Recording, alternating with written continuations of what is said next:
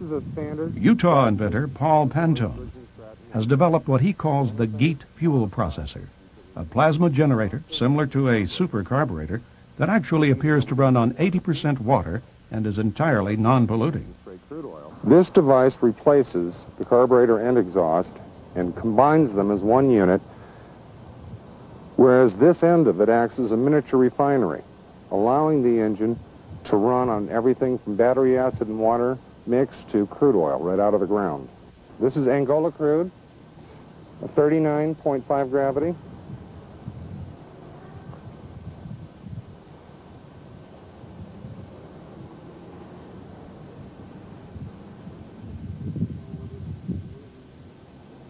The exhaust coming down goes around and comes out here at the far end.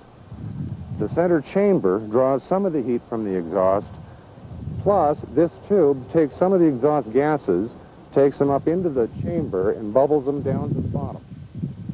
The bubbles, as it comes through the fuel, are brought up to the top of the chamber, picked up through a tube, and fed up the center of the exhaust pipe. While they're being fed up the exhaust pipe, they are in a vacuum, and there's a heat exchange which occurs. This process has been argued a few times to be either a plasma field, an electro field. We do know that it does have a slight radiation, which is not alpha, beta, or gamma, and we do have x-rays to show that whatever is coming from the unit does get affected different from stainless steel than the regular steel. Yep.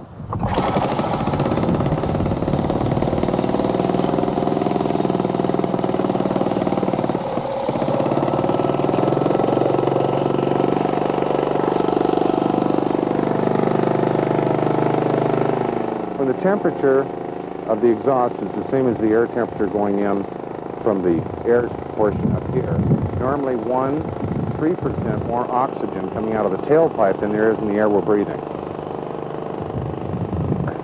And no carbon at all. Carbon vanishes. I wouldn't say vanishes, I would say transmuted into some other substance, a lighter element, because we have an abundance of lighter elements here that are not explained from down here.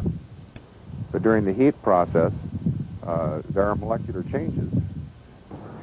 After running this engine from 1983 until now, and many times we had it running 8.5 hours a day, we have never had to change the spark plug, change the oil, or clean it. We have taken the head off 3 times to inspect the inside of it, and it's been spotless.